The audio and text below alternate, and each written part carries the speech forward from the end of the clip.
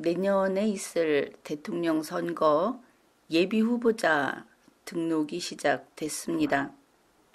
벌써 며칠 됐죠. 7월 16일 현재 예비 후보자 누구누구 등록을 했는가, 그것을 살펴보기로 하겠습니다. 먼저 이 예비 후보자로 등록을 하려면 돈 내야 하는 거 알고 계시죠? 대선 후보자 기탁금이 3억 원 아닙니까? 그 3억 원의 20%에 해당하는 6천만 원을 기탁금으로 내야 합니다. 그리고 보면은 이것이 정당 소속인 경우 정당에서 당내 경선을 하죠. 정당에서는 또 국민의힘을 보면은 3천만 원을 경선 참가비로 낸다고 합니다. 도합 9천만 원을 내야 하는 것이죠. 그리고 그러면은 그 현재 공무원인 사람들, 도지사 이런 사람들은 어떻게 하는가? 예비 후보자 등록을 하려면은 이 지금 등록을 한다 하면은 등록 신청을 하기 전에 그 직에서 물러나야 합니다. 사직해야 하는 것이죠. 그러면은 이런 예비 후보자 등록을 하면은 어떤 좋은 점이 있는가?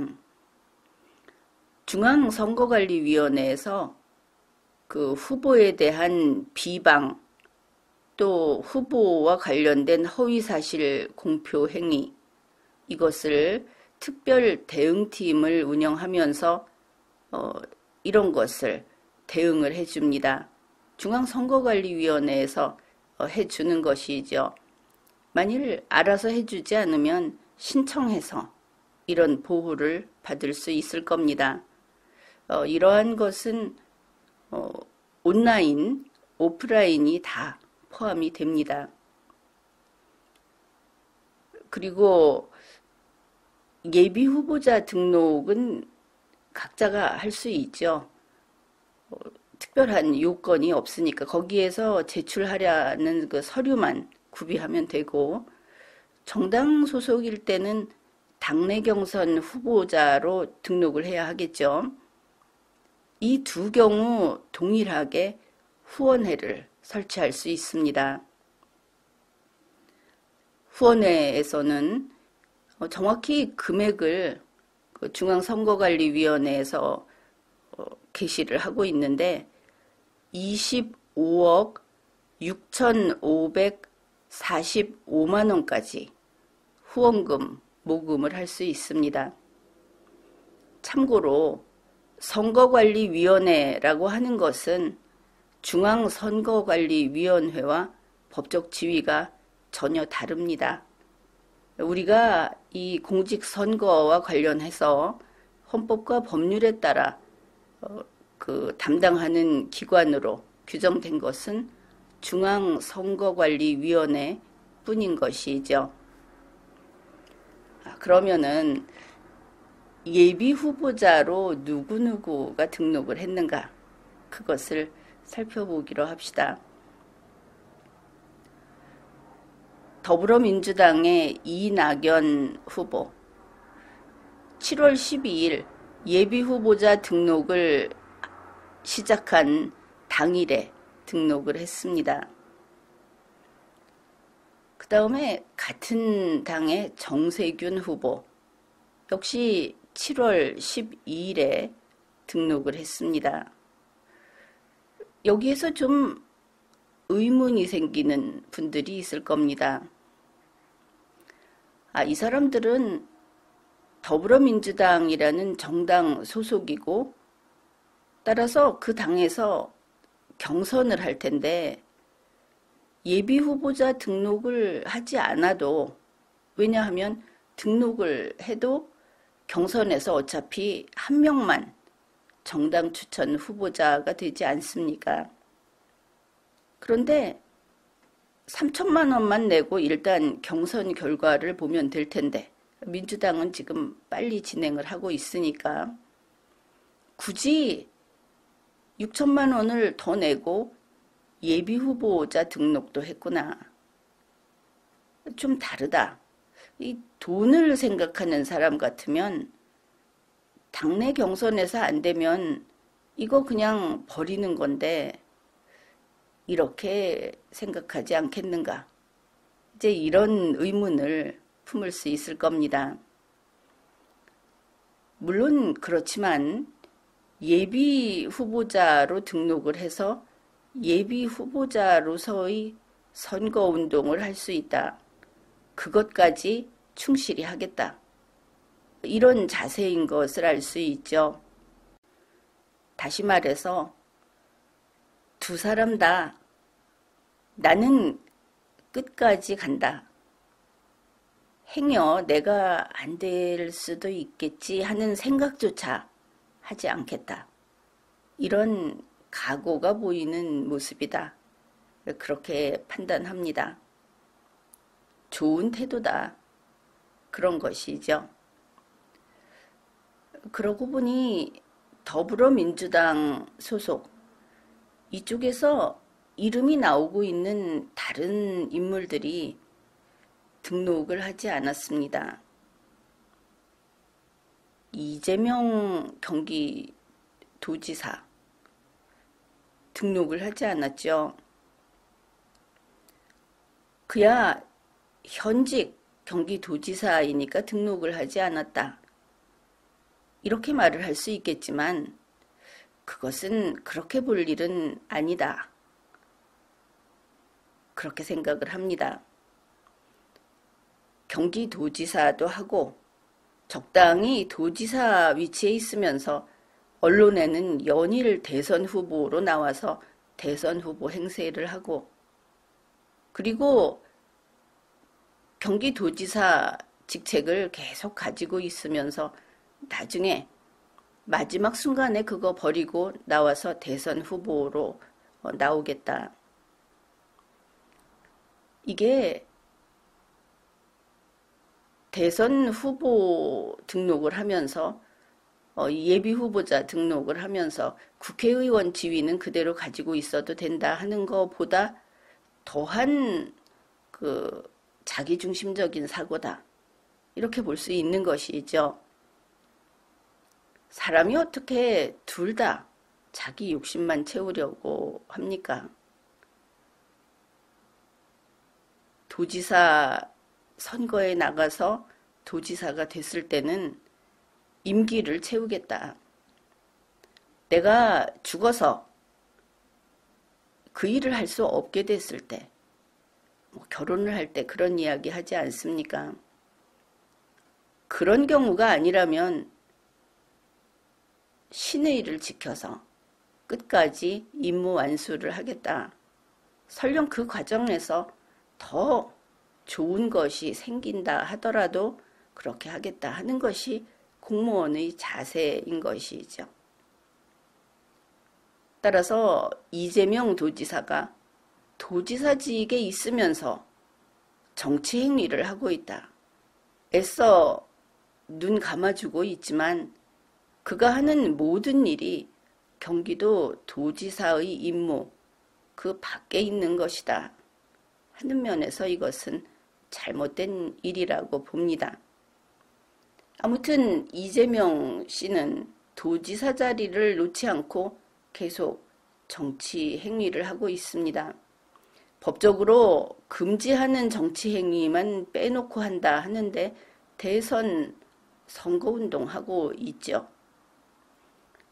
이 점에서는 원희룡 제주도지사도 동일합니다. 보니까 예비 후보자 등록을 하지 않았습니다. 그 역시 도지사직에서 물러나지 않고 슬그머니 이렇게 겹치기로 해서 대선 갈 모양이다. 국민의힘 경선을 할 때 지금 민주당도 그렇게 하고 있는데 예비 후보자 자격이 없는 자를 경선 후보자 자격을 인정해주고 있구나. 법적인 충돌이 보이죠. 특혜라는 것이 바로 이것입니다. 이것은 불공정한 일입니다. 추미애 씨도 대선 나온다고 하는데 예비후보자 등록을 하지 않았습니다. 그 경우에는 6천만 원이 아까운 것인가? 아니면 경선은 할 수 없는데 결국 안 될 것 같다 하는 자신 없는 그런 상태여서 그런가? 이렇게 예비 후보자 등록을 하고 안 하고 하는 데서 해당 후보자들의 각오, 마음가짐, 이것을 읽을 수 있습니다.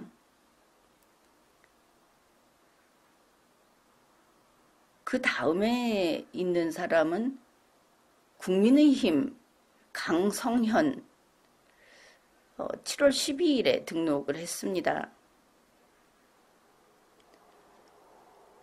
그런데 이 사람 잘 모르겠습니다. 누군지. 또 그 다음 차례로 등록을 한 사람도 오승철 국민의힘 소속이라고 합니다. 그러면 이 사람들은 다 국민의힘 경선에 나가겠죠. 오승철이라는 사람 같은 7월 12일에 등록을 했는데 역시 누군지 잘 모르겠습니다.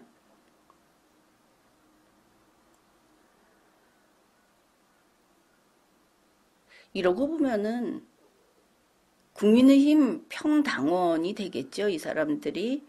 그리고 무명이라고 할 수 있겠죠. 뭐 아는 분은 알겠지만 이런 사람들도 예비 후보자로 등록을 했다. 이 중앙선거관리위원회의 선거 절차 거기에 따라서 이렇게 등록을 했다 하는 자세는 좋다.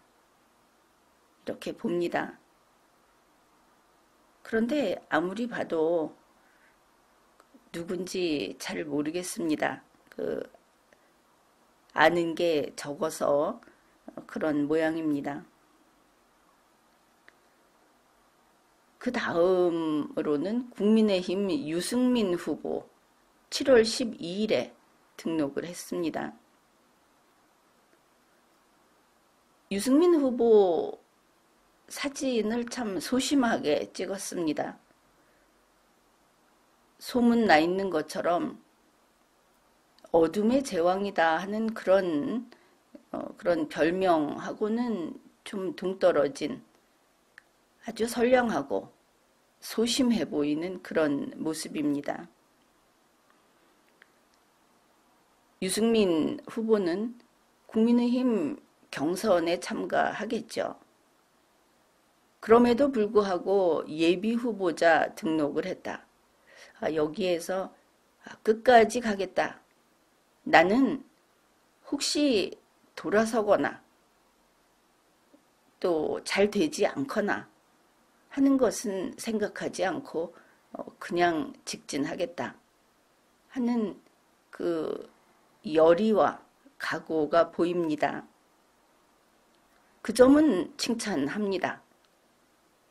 일단 경선 한번 해보고 그때 가서 등록해도 늦지 않다 하는 그런 태도가 아니고 적극적으로 반드시 이번에는 하겠다. 그런 마음인 것을 알 수 있죠. 무소속으로 김기천 후보 7월 12일에 예비 후보자 등록을 했습니다. 누군지 모르겠습니다. 그 다음으로 같은 무소속으로 윤석열 후보가 7월 12일에 등록했습니다. 윤석열 후보가 등록한 것은 정당 소속이 아니니까 그래서 경선에 참가하지 않을 것이니까 일단 등록했구나 이렇게 볼 수 있는데 또 다른 면에서 보면은 국민의힘에 입당하겠다는 의지가 강한 것은 아니구나 이렇게 볼 수 있겠죠. 이제 상황이 좀 여러 면에서 달라졌습니다. 윤석열 후보가 여전히 국민의힘에 입당할 수 있죠. 그렇지만 최재형 후보가 입당을 했다.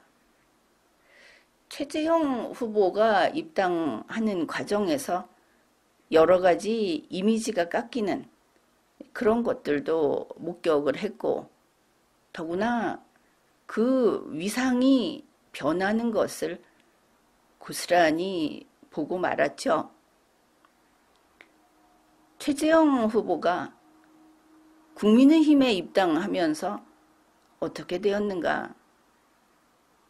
현재 알려진 바로는 국민의힘 소속 그 경선에 참가하는 사람이 9명 정도 될 거다 했는데 지금 보니까 평당원들도 있고 숫자가 제법 많을 것 같습니다. 10명 훨씬 넘어갈 것 같은데 일단 최재형 후보까지 해서 10명이라고 해 봅시다. 최재형 후보는 국민의힘 안에서 한 명 선출할 이 후보하고 그 당 밖에 있던 한 명의 후보, 최재형 후보는 대선 후보였다고 할 수 있죠. 본인이 그냥 예비 후보자 등록하면 대선 후보 되는 겁니다. 1대1의 관계에서 그러니까 1이라는 위치에 있다가 국민의힘에 입당을 하면서 10분의 1이 됐죠.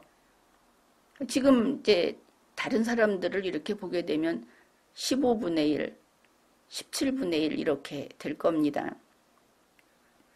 아무튼 10분의 1이 됐다. 거기에 윤석열 후보가 입당을 하면 11분의 1이 되겠죠. 그렇게 되는 겁니다.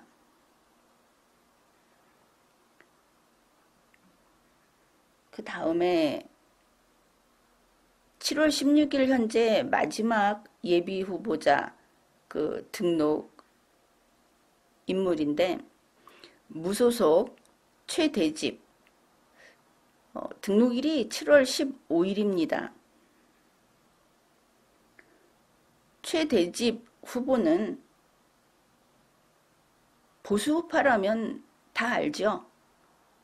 그가 누군지 다 알고 있습니다. 재미있는 것은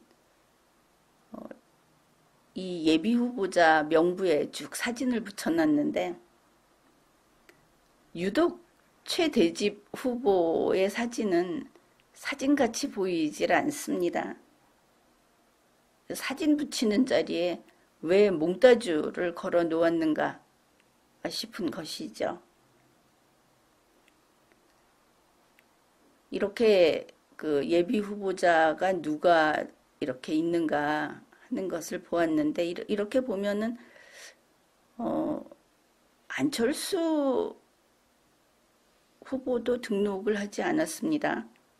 안철수 후보는 국민의당에서 거의 그 유력한 그 사람이 그 당 추천 후보가 되지 않을까 싶죠. 그런데 예비 후보자 등록을 하지 않았다. 뭐 근일 내에 등록을 할지도 모르겠지만 역시 국민의힘과 합당에 비중을 두고 있는 것이 아닌가 이제 그렇게 볼 수도 있습니다. 여기 예비 후보자 명부를 보면은 직업 소개란이 있습니다. 그 직업 소개란에 이낙연 후보는 국회의원 이렇게 썼습니다. 현재 국회의원인데 직업 소개란이 현직 이렇게 써 있었으면 모르겠는데 국회의원은 직업이 될 수 없죠. 국회의원, 대통령 이런 것들, 도지사 이런 것을 직업이라고 한다면 그것은 헌법, 법문을 정면으로 부정하는 것이 됩니다. 그런 문제가 있죠. 정세균 후보는 정당인 이렇게 썼습니다. 이것은 좋은 표현이다. 그렇게 봅니다. 누군지 모르겠다고 했던 국민의힘 소속 강성현 후보. 그는 직업 소개란에 시장 상인 이렇게 썼습니다. 또 역시 잘 모르겠다고 했던 국민의힘의 오승철 후보. 그는 정치 리더십 연구회 회장 이런 직업이라고 합니다. 좋은 뜻을 가지고 나온 것이겠죠. 유승민 후보는 정치인 이렇게 썼습니다. 그런데 좀 구분을 해보자면은 정치인이라고 하는 것은 직업이 되기는 어렵겠죠. 구체적으로 어느 정당 소속이다.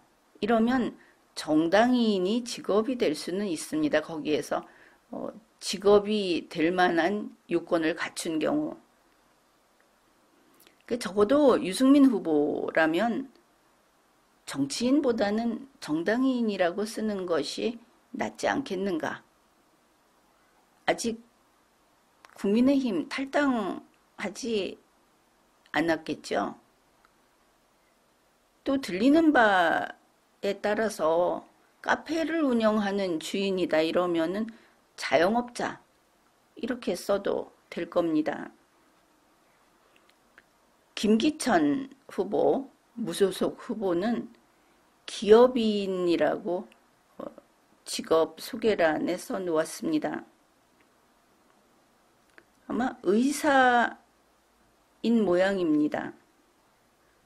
그 다음 윤석열 후보. 윤석열 후보는 정치인이라고 썼는데 그야 그 소속 정당이 없으니까 정당인이라고 할 수도 없고 무직이라고 쓸 수도 없고 그래서 정치인 이렇게 쓴 것이 아닌가 싶습니다. 윤석열 후보가 그 전에 정치를 한 바도 없죠. 아무튼 이 경우는 초짜 정치인 이 정도로 봐주면 되겠죠. 최대집 후보. 특이하게도 최대집 후보는 직업 소개란에 자신을 정치인이라고 썼습니다. 여러분은 이상하다 그렇게 생각하겠죠? 최대집 후보는 의사협회 회장이었다. 의사가 아니었나. 그렇게들 기억을 할 겁니다. 아무튼 본인이 정치인이라고 하니까 뭐 정치인이라고 해두죠. 특히 어느 특정 정당 소속도 아니고 하니까. 최대집 후보는 그러면은 아스팔트 정치인 이렇게 부를 수 있겠죠. 사설 정치인 뭐 이런 것도 가능할 겁니다. 조금 전에 윤석열 후보가 국민의힘에 입당을 하게 되면 11분의 1이 된다. 그런 이야기를 했습니다. 그런데 사실은 그보다 더 그 비중이 떨어지게 되겠죠. 그러니까 최재형 후보가 입당을 해서 10분의 1이 됐다고 하지 않았습니까? 1에서 0.1 이렇게 내려갔다는 이야기입니다. 그렇지만 국민의힘 내부에서 이렇게 대선 경선 후보자들이 있으면 이제 가장 먼저 그 지표로 삼는 것이 국회의원 지지 그룹이 어떻게 되는가 이것을 보게 됩니다. 알려진 바에 따르면 국민의힘 소속 국회의원 중에 근 50%가 범유승민계, 아무튼 유승민계라고 그렇게 알려졌습니다. 그러면 이렇게 되겠죠. 최재형 후보가 들어가서 10분의 1이 됐다. 그러면 전체가 100일 때 똑같이 나눠서 10분의 1이 된 것이 아니고 100 가운데 50은 유승민 후보한테 뚝 띄워주고 나머지 50을 가지고 이제 나눠서 10분의 1, 9분의 1 이렇게 갖게 된다. 계산상 나머지를 10으로 나눈다 이렇게 생각해 봅시다. 그러면 실제 그 수치는 어떻게 되느냐 하면은 국민의힘 내에서 이야기입니다. 유승민 후보가 50, 최재형 후보가 5, 여기에 윤석열 후보가 입당을 해도 역시 한 5, 이렇게 되는 것이죠. 이제 그전에는 들어가기 전에는 최재형 후보 100, 윤석열 후보 100, 이랬던 겁니다. 그러면은 국민의힘 내에서는 어떻게 됩니까? 그 순서가 유승민 50, 최재형 5, 윤석열 5 이렇게 압도적으로 유승민 후보가 높은 지지를 받는 것으로 나오죠. 이게 이제 데이터 왜곡인 겁니다.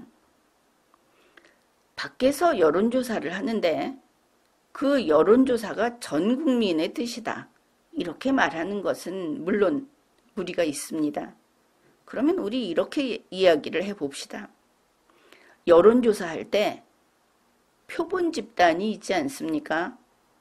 그 국회의원이 아니라 국민의힘 국회의원이 아니라 여론조사 표본 집단에서는 어떻게 지지하는가? 그것은 분명히 보여주는 것이죠.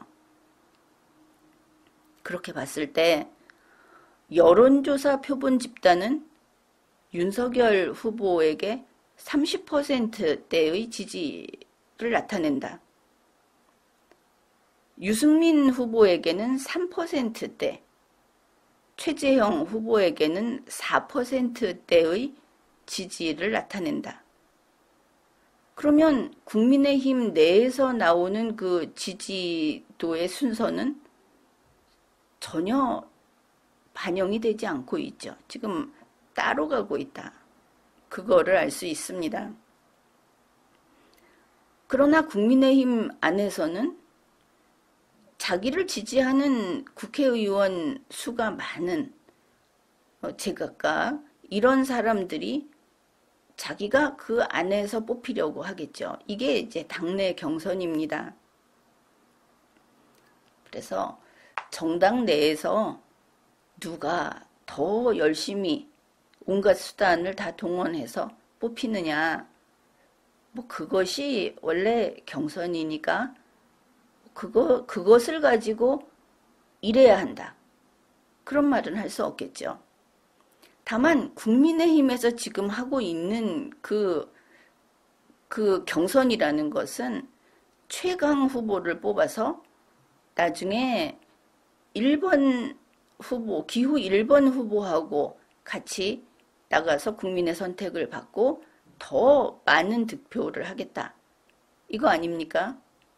그러면 국민의힘에서 뽑은 후보가 국민이 밖에 있는 절대 다수의 국민이 보는 후보하고 국민이 좋아하는 혹은 지지하는 후보하고 이게 이제 방향이 같아야 그 목적을 달성할 겁니다.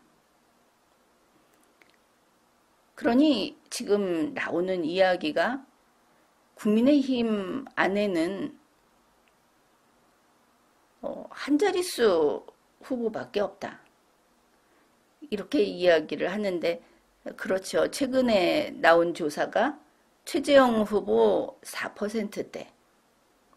이게 제일 높은 그런 수치입니다. 이게 무슨 이야기냐 하면은 국민의힘은 대중이 쳐다보지도 않는 정당이다. 이렇게 되는 것이죠. 이것은 심각한 문제입니다. 왜 국민의힘이 대중과 어울리지 못하고 삐걱거리는가? 완전히 다른 길을 가고 있는가? 나름대로 고민이 있겠죠. 국민의힘도 정권 교체, 대선 승리, 이런 이야기를 합니다. 그런데 밖에서 볼 때 어떤가? 사실 이번 그 예비 후보자를 보더라도 더불어민주당 소속 예비 후보자가 연령대도 높습니다. 유승민 후보, 윤석열 후보, 이렇게 우리가 보수라고 이야기하는 쪽 후보보다 더 나이가 많습니다.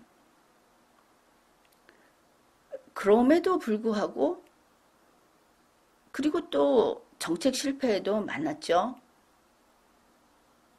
그런데 왜 대중은 국민의힘을 쳐다보지 않을까? 기대하지 않을까? 이걸 생각해야 하는 것이죠. 현재 국민의힘이 내세우는 것은 윤석열 후보 들어와라. 이런 이야기를 하면서도 우리 당에는 돈이 있다. 이렇게 돈 자랑을 했습니다. 요새 그 문재인 정권이 정책을 실패했다 해가지고 그 시위를 많이 하죠. 그 저항을 하고 우리에게도 지원금을 달라. 대체로 이런 주장을 하는데 그거 한번 생각해 보았습니까? 문재인 정권이 무엇을 잘못했다? 나에게 혜택이 오지 않는다. 내가 피해를 입었다. 이런 주장을 하는 사람들이 문재인이 있어서 내가 당했다고 하는가? 문재인 나가고 국민의힘에서 유승민이 들어와서 나에게 돈을 달라. 문재인이 주는 돈이 아니라 유승민이 주는 돈을 받겠다. 이런 말을 하는 것이라고 지금 오해하고 있는 것처럼 보입니다. 그렇지 않다는 것이죠. 지금 시위를 하는 사람들은 정책이 실패했다는 그 정책 자체가 헌법과 법률에 어긋났는가 하는 것이 아니고 나도 달라. 나에게도 지원금을 달라는 데 불과하다. 이게 참 문제인 것이죠. 이렇게 봤을 때 어차피 어려운 그 경제에서 그리고 환경도 안 좋고 그런데 지금 대중이 쳐다보지도 않는 국민의힘에서 반드시 대통령이 나와야 한다. 그러면 달라질 것이다 하는 기대를 왜 갖겠습니까? 보여주는 것도 없는데 갑자기 무슨 36살짜리 당대표를 하나 뽑아서 무슨 드라마나 애니메이션에 나오는 왕자님처럼 앞에 나와갖고 이 사람이 자전거를 타고 가도 사진을 찍어서 올리고 찬사를 보내고 나이 든 사람들이 거기 가서 머리를 꾸벅꾸벅 숙이고 존경하는 대표님 이러고 지금같이 어렵게 사는 국민들이 볼 때는 이거 보면은 그냥 열불 나는 겁니다. 뭐 저렇게 노닥거리고들 있는가? 그렇죠. 똑같은 지금 하는 것마다 실패했다 하고 지탄을 받아 마땅한 송영길 대표가 내가 스타야 하면서 어디 가서 자기 얼굴 그려갖고 걸어놓고 자기 홍보하고 그리고 송영길 대표가 뭐 잘못하면은 그 애를 울리면 안 되지 하면서 편들어주고 그런 일 없죠. 지금 국민의힘은 그러고 있습니다. 대중이 관심을 갖지 않는 정당에서 눈에 띌 때마다 정남이 떨어지는 모습만 보이고 있다. 그리고 이준석 대표가 하는 것이 진짜 한 여든 먹은 정치계에서 한 50년 푹 썩은 그런 정치인 같은 짓을 하고 있습니다. 자기가 잘못했으면 이거 잘못됐습니다. 할 수 있는 범위 내에서 다시 수습하고 그리고 그 다음에는 학습을 해서 재차 같은 실수를 하지 않도록 하고 이런 즉시 교정되고 잘못은 인정하고 거기에 대해서 책임지는 이런 깔끔한 모습을 보이지 않고 있다. 주위에 장로라 그러죠. 옛날 그 마을의 노인들 이런 사람들이 둘러싸고 이 새싹을 건드리지 마라. 이러고 있는데 어째서 이준석 씨가 국민의힘의 새싹이 된 겁니까? 어디서 모셔온 겁니까? 김일성의 손자 김정은이처럼 그 혈통이 귀한 새싹이 된 겁니까? 국민들은 그 정당을 바라볼 때 하는 짓이 정말 볼수록 가관이다. 이런 것이죠.